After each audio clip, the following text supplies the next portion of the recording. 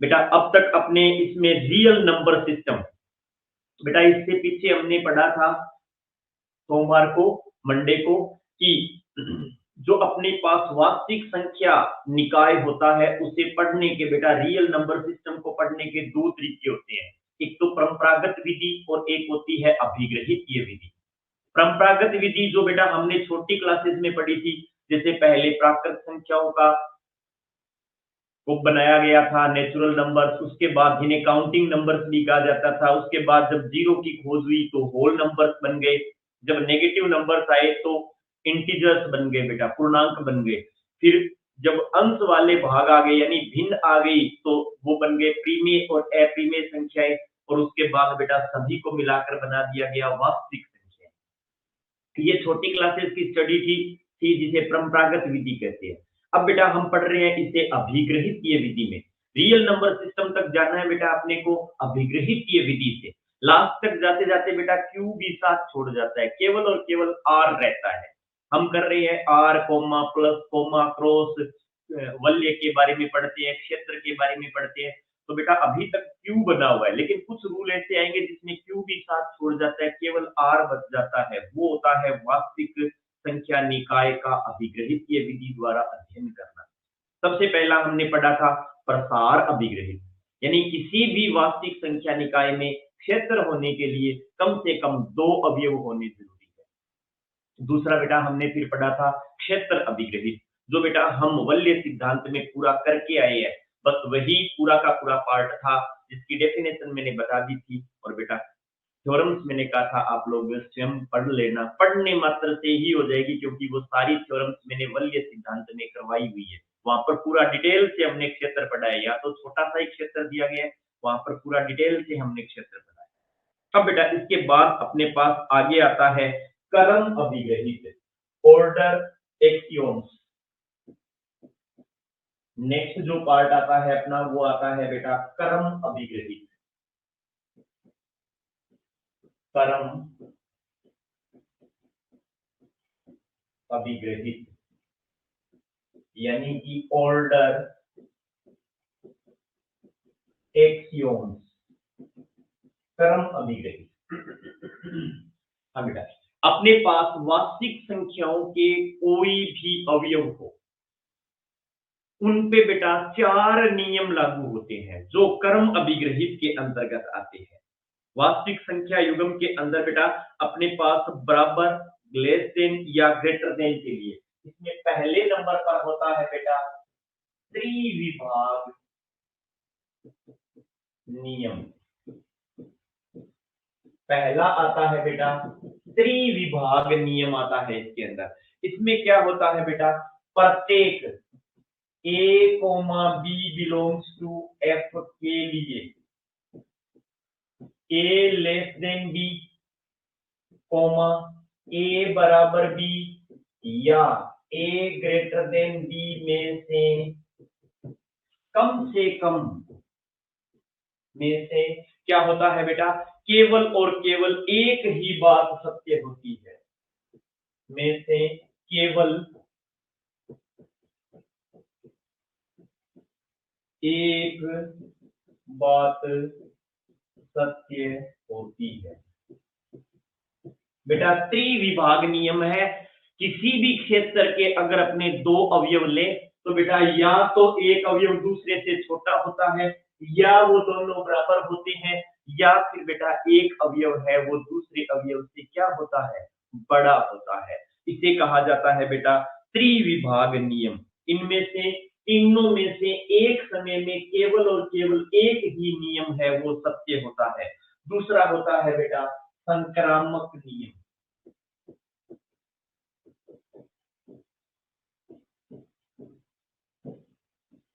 संक्रामक नियम, इसमें क्या होता है, a comma b comma c belongs to F, जहां ए बड़ा है बी से व बी बड़ा है सी से, तो बेटा ए बड़ा सी होता है। या दूसरा, ए छोटा है बी से और बी छोटा है सी से, तो ए छोटा सी होता है। बेटा संक्रामक नियम, यानी अगर ए बड़ा हो बी से, बी बड़ा हो सी से, तो बेटा ए है वो भी क्या होता है, सी से बड़ा होता है। बेटा 11th क्लास में हमने जब पढ़ा था संबंध, तो वहां पर स्वतुल्य, सम्मित और संक्रामकता 3 चीज आती है। ये वही चीज है बेटा, संक्रामक है यहाँ पर। अगला आता है बेटा योज्य एक दिष्ट नियम। योज्य एक दिष्ट नियम, इसमें क्या होता है बेटा, प्रत्येक a comma b comma c belongs to F, जहां ए ग्रेटर देन बी, तो बेटा ए प्लस सी है वो भी ग्रेटर देन होता है बी प्लस सी से, या बेटा ए लेस देन बी, तो बेटा ए प्लस सी लेस देन होता है बी प्लस सी से। आपकी बुक में बेटा केवल एक ही चिन्ह के बारे में बताया गया है, यहाँ पे मैं डबल चिन्ह का बता रहा हूँ, ग्रेटर देन के लिए भी और लेस देन के लिए भी एक साथ। ये होता है योज्य एक दिष्ट नियम। लास्ट एंड फाइनल आता है बेटा गुणन एक दिष्ट नियम। पवन, वेरी गुड मॉर्निंग बेटा। गणतंत्रता दिवस से एक दिन पूर्व गुणन एक दिष्ट नियम। इसमें क्या होता है बेटा, प्रत्येक a comma b comma c belongs to F, जहां ए ग्रेटर देन बी तथा सी इज ग्रेटर देन 0, तो बेटा एस सी बड़ा होता है बी सी से। यहाँ बेटा थोड़ा सा ध्यान रखना पड़ता है, अब पॉजिटिव संख्या से गुणा करना है। यहाँ पे पॉजिटिव नेगेटिव जो मर्जी जोड़ दो कोई फर्क नहीं पड़ता, लेकिन यहाँ पर बेटा आपको केवल और केवल पॉजिटिव संख्या से गुणा करना है। तो बेटा कर्म नियम, आपके पास कर्म नियम क्या हो, कितने होते हैं बेटा, 4 ऑर्डर एक्सियोम्स। कर्म अभिग्रहित, पहला त्रिविभाग नियम, क्षेत्र के किन्हीं 2 अवयवों के लिए या तो एक अवयव दूसरे से छोटा या दोनों बराबर या फिर एक अवयव दूसरे से बड़ा, इन तीनों में से केवल और केवल एक टाइम में एक ही बात सत्य होती है। संक्रामक नियम, बेटा ए बड़ा है बी से, बी बड़ा है सी से, तो ए बड़ा है सी से जरूर होता है कंफर्म। ये लेस देन के लिए भी लागू होती है। इसी के साथ साथ योज्य एक दिष्ट नियम, अगर ए बड़ा है बी से, तो ए प्लस सी भी बेटा बड़ा होगा बी प्लस सी से। ए छोटा है बी से, तो ए प्लस सी हमेशा छोटा रहेगा बी प्लस सी से। हाँ बेटा गुणन एक दिष्ट नियम, अगर ए बड़ा है बी से, इसे किसी पॉजिटिव संख्या से गुणा किया जाए तो एस सी हमेशा बड़ा रहेगा बेटा बी सी से। नेगेटिव से गुणा कर देते हैं तो फिर एक दिष्ट नियम नहीं होता है, अगर बड़ा है तो बाद में क्या हो जाता है बेटा, छोटा। हाँ बेटा जी, क्लियर है क्या यहाँ तक?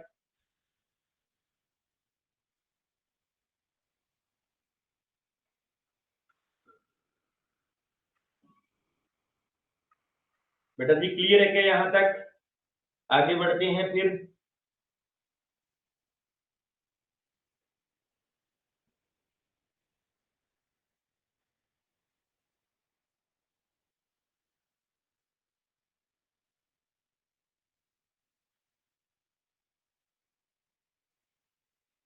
ओके बेटा, आगे आता है अपने पास, क्या आता है बेटा, डेफिनेशन है कर्मित क्षेत्र। क्या आता है बेटा, कर्मित क्षेत्र।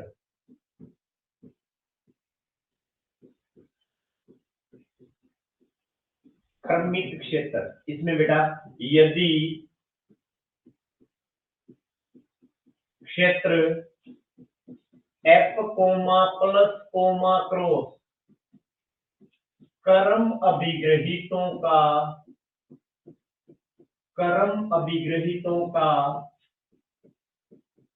पालन करता है तो यह कर्मित क्षेत्र कहलाता है। तो यह कर्मित क्षेत्र कहलाता है।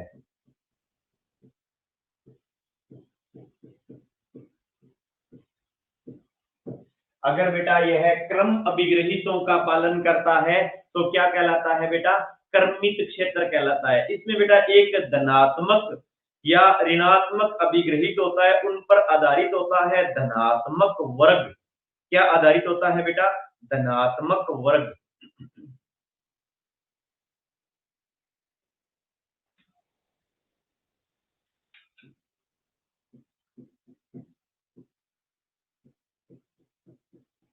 धनात्मक वर्ग। इसमें क्या होता है बेटा, क्षेत्र F का अरिक्त उपसमुच्चय P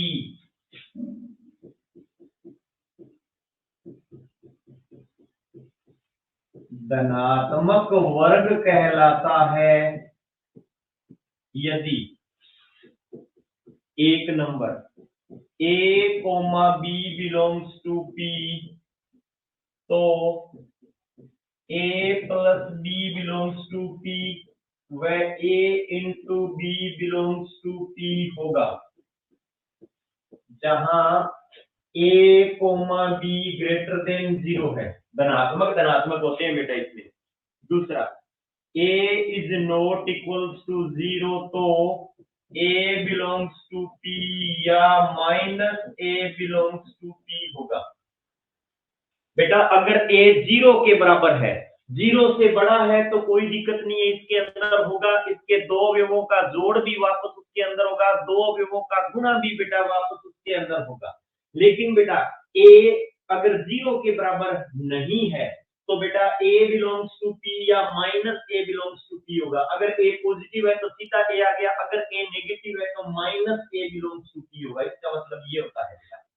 तीसरा, A minus B belongs to P होगा यदि A बड़ा है B है।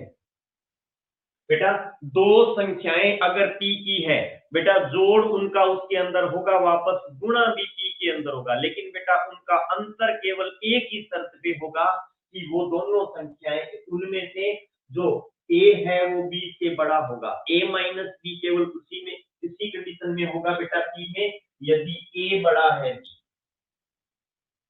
क्लियर है बेटा। अब इस पर आधारित कुछ थ्योरम्स है। एक्स वाई जेड किसी क्रमित क्षेत्र F के अवयव हो, x बड़ा है y और y बड़ा है z, तो बेटा x बड़ा है z कंफर्म होता है उसके अंदर। अपने पास थ्योरम है बेटा, यदि x, y, z क्रमित क्षेत्र F के अवयव हो, जहां x बड़ा है y व y बड़ा है z हो, तो x ग्रेटर देन z होता है। x ग्रेटर देन z होता है बेटा। प्रूफ करना है अपने को, तो क्योंकि x, y, z belongs to F है, जहां x बड़ा है y है, अतः x minus y belongs to P होगा। बेटा x अगर y से बड़ा है तो x माइनस y है वो P के अंदर होगा। इसी प्रकार बेटा y बड़ा है z, तो y minus z belongs to P होगा। अब क्योंकि x minus y belongs to P व y minus z belongs to P, तो बेटा दोनों का जोड़ भी इसके पास होगा। y से y कैंसिल हो जाता है, x minus z belongs to P होगा, अतः x ग्रेटर देन z है। बेटा अगर x बड़ा है y से, मैंने अभी आपको यही बताया है कि धनात्मक जो संख्याएं होती है वो P में होती है। x बड़ा है y से, तो बेटा इसका अंतर है x माइनस y वो P में होगा।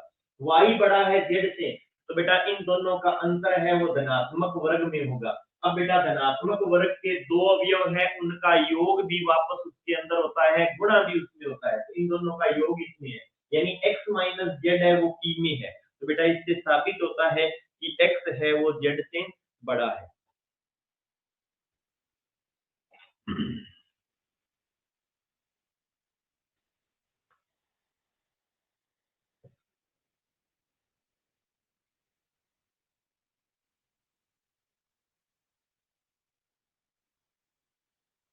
हाँ बेटा क्लियर है क्या?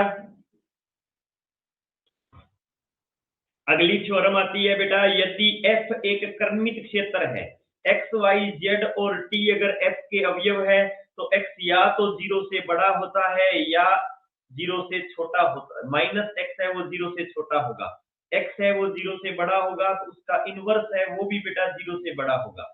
और ये आगे बेटा इसके कुछ पार्ट्स हैं वो अपने को दे रखे हैं। एक्स स्क्वायर है वो हमेशा 0 या 0 से बड़ा होता है, फलाना राम ढिंगाना राम जी। ओके बेटा।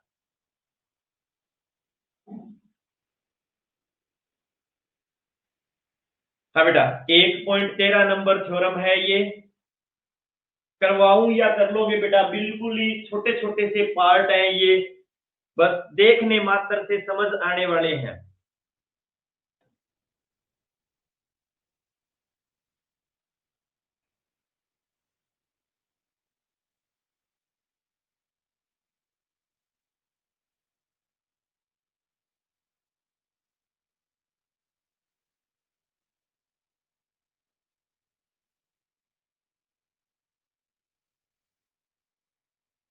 हाँ बेटा जी।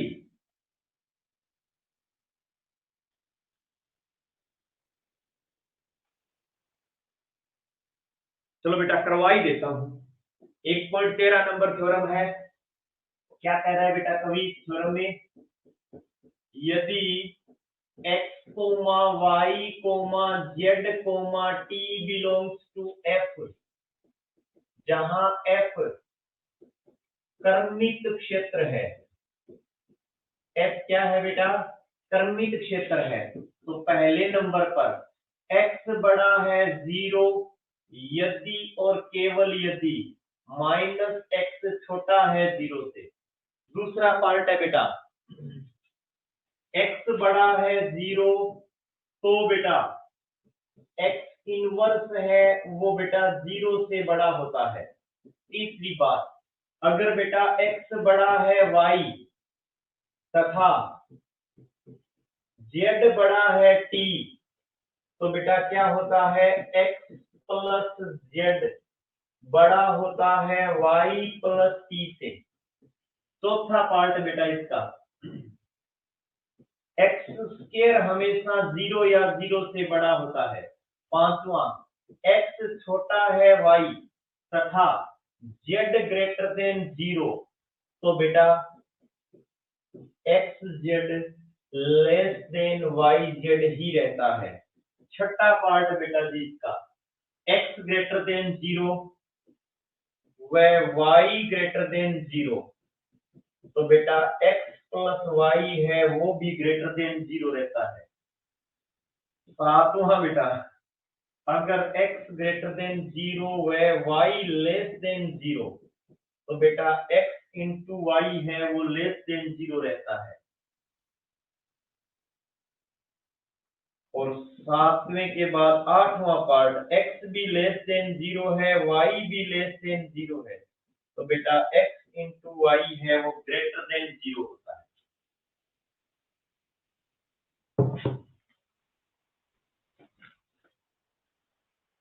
हाँ बेटा, सबसे पहले पहले पार्ट के बारे में बात करते हैं बेटा, क्योंकि x इज ग्रेटर देन 0 है बेटा। x क्या है?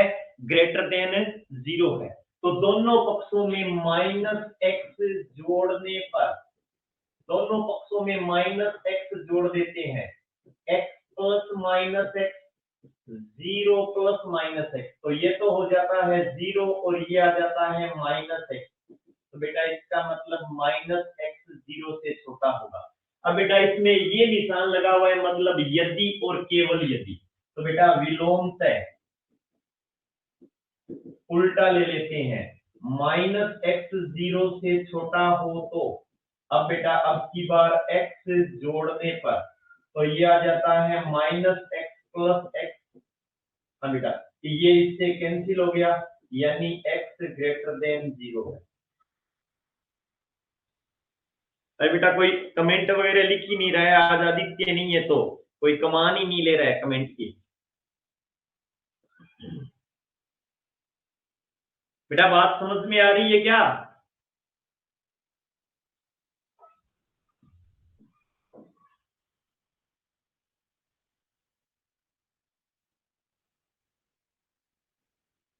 आगे बेटा इसका दूसरा पार्ट करने जा रहे हैं।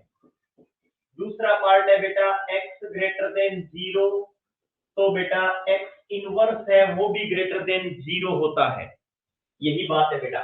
सबसे पहले हमने ले लिया माना x ग्रेटर देन 0, अतः x is not equals to 0, तो x inverse belongs to f होगा। जहां बेटा हम मान लेते हैं कि x इनवर्स है वो 0 से छोटा है, तो बेटा दोनों साइड में x से गुणा करने पर तो ये आ जाता है x into x inverse x into 0, 1 less than 0, जो विरोधाभास है। तो बेटा आता है x इनवर्स ग्रेटर देन 0 ही होगा बेटा। दूसरा विलोमतय x इनवर्स ग्रेटर देन 0 है, तो माना x लेस देन 0 है, तो x इनवर्स x इंटू 0, तो बेटा विरोधाभास आ गया ये भी। तो बेटा आता है x भी ग्रेटर देन 0 होगा। बेटा ये दोनों तरफ तीर का निशान लगा हुआ हो, तो ये लेकर ये साबित करते हैं, ये लेकर ये साबित करते हैं। तीसरा पार्ट बेटा, तीसरा पार्ट ये क्या कह रहा है कि अगर x बड़ा है y से तथा y z बड़ा है t से, तथा बेटा जी z बड़ा है t से, तो x प्लस z बड़ा होता है y प्लस t से। तो बेटा क्योंकि x बड़ा है y, दोनों पक्षों में z जोड़ने पर तो ये हो जाएगा x प्लस z बड़ा हो जाएगा y प्लस z से, तथा z बड़ा है t, दोनों पक्षों में y जोड़ने पर तो ये बन जाएगा y प्लस z बड़ा है y प्लस t से। समीकरण 1 व 2 से हम बेटा x प्लस z बड़ा है y प्लस z से और y प्लस z बड़ा है y प्लस t से, तो बेटा इसको बीच में से गायब कर देते हैं, ये आ जाता है x प्लस z बड़ा है y प्लस t से। And true. बेटा समझ में आ रही है क्या ये बातें?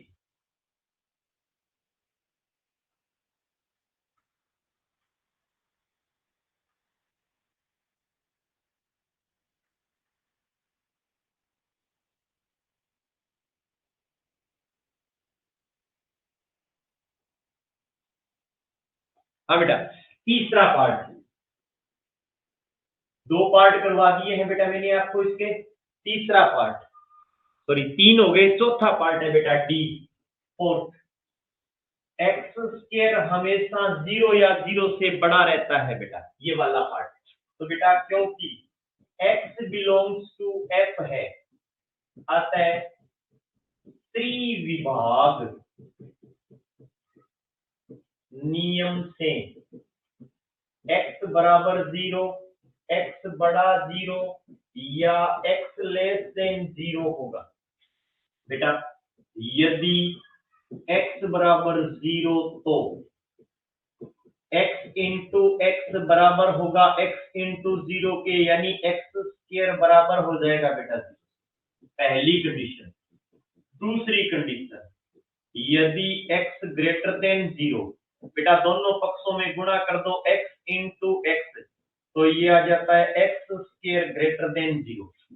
तीसरी कंडीशन बेटा, यदि x लेस देन 0 हो तो बेटा x into x greater than हो जाएगा x इंटू 0।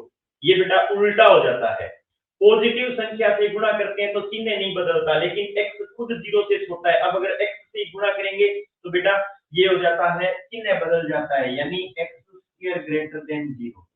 तो बेटा समीकरण 1, 2 व 3 से x बिलोंग्स टू f, तो प्रत्येक स्थिति में बेटा कोई भी कंडीशनों से एक्स स्क्वायर है ना वो हमेशा 0 या 0 से बड़ा रहता है। बेटा इसका वर्ग है वो हमेशा क्या रहता है, 0 या 0 से बड़ा रहता है। अगला आ जाता है बेटा x लेस देन y और z बेटा greater than 0। x less than y, तो बेटा इसका मतलब ये तो सिंपल सी बात हो जाती है। हाँ बेटा जी, पांचवा x लेस देन y तथा z ग्रेटर देन 0 अतः क्या हो जाता है बेटा x z less than y z. ये बेटा अपने को प्रूव करना है कि एक्स जेड है वो वाई जेड से लेस देन होगा बेटा, क्योंकि एक्स लेस देन वाई, या बेटा इसे लिख सकते हैं वाई ग्रेटर देन एक्स, तो बेटा y minus x belongs to p होगा। अब क्योंकि y minus x belongs to p where z belongs to p, बेटा यहाँ पर z भी 0 से बड़ा है, धनात्मक संख्याएं सारी की सारी बेटा p के अंदर होती है, तो दोनों का गुणा x y minus x into z belongs to p होगा, यानी कि बेटा y z minus x z belongs to p, इसका मतलब y z बड़ा है x z से, यानी कि एक्स जेड है वो छोटा है वाई जेड से। हेंस प्रूव्ड बेटा। अपने को दे रखा है एक्स लेस देन वाई, तो बेटा वाई एक्स से बड़ा होगा, मतलब इनका डिफरेंस पी में होगा।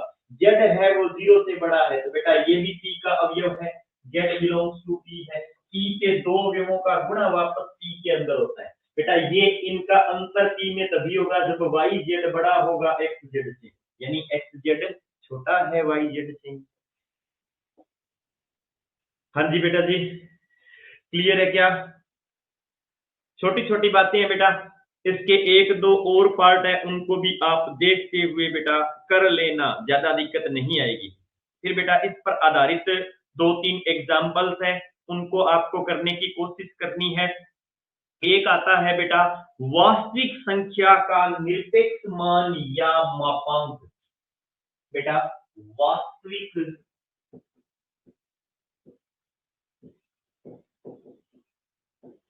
संख्या का निरपेक्ष मान या बेटा इसे कहा जाता है मापांक। तो बेटा इसमें क्या होता है, a बिलोंग्स टू f के लिए a का निरपेक्ष मान या मापांक निम्न प्रकार होता है। इसमें क्या होता है बेटा, a मापांक बराबर a यदि a इज ग्रेटर देन 0 और बेटा माइनस a यदि a is less than 0। Greater than and equal कर दो बेटा, एक साथ ही कर दो इसमें, यानी कि बेटा a बराबर होता है मैक्सिमम ऑफ a माइनस ए।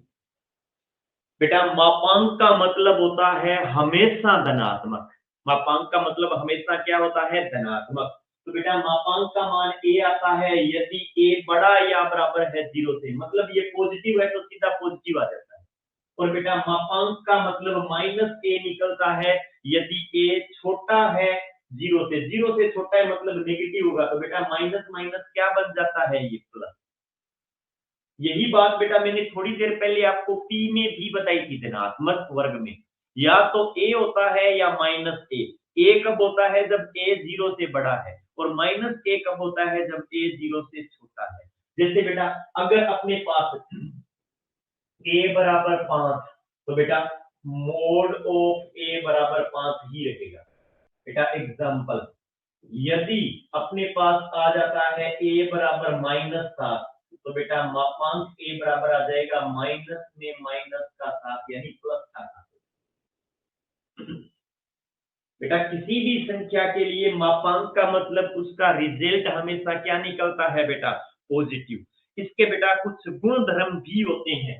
गुण धर्म है बेटा इसके, ये गुण धर्म भी बता रहा था मैं आपको कि मापांक ए का मतलब होता है बेटा जी maximum of a comma minus a, दोनों में से जो बड़ा है वो होगा बेटा। ए का मापांक हो चाहे माइनस ए का मापांक हो, इसका रिजल्ट है वो हमेशा 0 या 0 से बड़ा रहता है, पॉजिटिव होता है बेटा। तीसरा, ए का मापांक हमेशा खुद ए से बड़ा और बराबर होता है। ए का मापांक हमेशा माइनस ए से भी बड़ा और बराबर होता है बेटा जी। और बेटा चौथा पार्ट आता है इसका, ए के मापांक की स्क्वायर बराबर होता है ए स्क्वायर, तो बेटा इसमें आ जाता है या इसे लिखा जाता है ए का मापांक बराबर होता है under root of a square. Plus minus नहीं लगता बेटा इसमें, हमारे पास जब दोनों तरफ वर्ग हो और उन्हें हटाएं तो एक साइड में प्लस माइनस लगता है, लेकिन बेटा अगर एक साइड में मापांक का स्क्वायर हो तो जब हम हटाएंगे तो प्लस माइनस नहीं लगता, मतलब मापांक का मतलब हमेशा क्या होता है बेटा पॉजिटिव। उसके बाद बेटा आता है इसमें 1.15 नंबर थ्योरम, त्रिभुजीय असममिका, त्रिभुज असमता। बेटा ये 11वीं क्लास में भी कर चुके हैं हम, फर्स्ट ईयर में भी कर चुके हैं, अब की बार समिश्र संख्याएं आई थी उनमें भी बेटा हम कर चुके हैं। तो बेटा यहां तक आपको, फिर उसके बाद इसके कुछ एग्जाम्पल्स आ जाते हैं। बेटा आपको पेज नंबर 20 से पहले पहले तक 19 नंबर पेज तक ये 3-4 एग्जाम्पल है, यहां तक का बेटा पूरा स्टडी करना है, लिखना से कुछ भी मत, पढ़ने वाला पार्ट है बेटा पूरा का पूरा। बेटा उस पूरे के पूरे पार्ट को आप स्टडी कर लेना, अगर कोई प्रॉब्लम होगी तो कल पूछ सकते हो बेटा जी, नहीं होगी तो अपने आगे बढ़ेंगे। बेटा 19 नंबर पेज तक जितना मैंने करवाया है उतना, और 19 नंबर पेज तक का बुक का बेटा अच्छे से स्टडी कर लेना, अगर किसी चीज में कोई दिक्कत आए तो मुझसे पूछ। बिल्कुल बेटा सिंपल सिंपल है, ये वही काम है जो हम पहले करके आ चुके हैं। वास्तविक संख्याओं के बारे में पूरी स्टडी हम कर चुके हैं, यहाँ पर बेटा बस उनको अभिग्रहितीय विधि से दोहराना है एक बार। अब बेटा इसके बाद लास्ट आएगा अपना पूर्णता अभिग्रहित। पूर्णता अभिग्रहित, अगर कोई क्षेत्र पूर्णता अभिग्रहितों का भी पालन करता है तो बेटा वो पूर्ण क्रमित क्षेत्र कहलाता है, और पूर्ण क्रमित क्षेत्र है वो वास्तविक संख्याओं का क्षेत्र ही होता है। बस इतनी ही स्टडी करनी है बेटा इसमें, फिर आगे बढ़ेंगे। बेटा आज के लिए इतना ही, ओके गुड बाय। लेते हैं बेटा जी एक छोटा सा ब्रेक, कल मिलेंगे मॉर्निंग में सुबह 8:20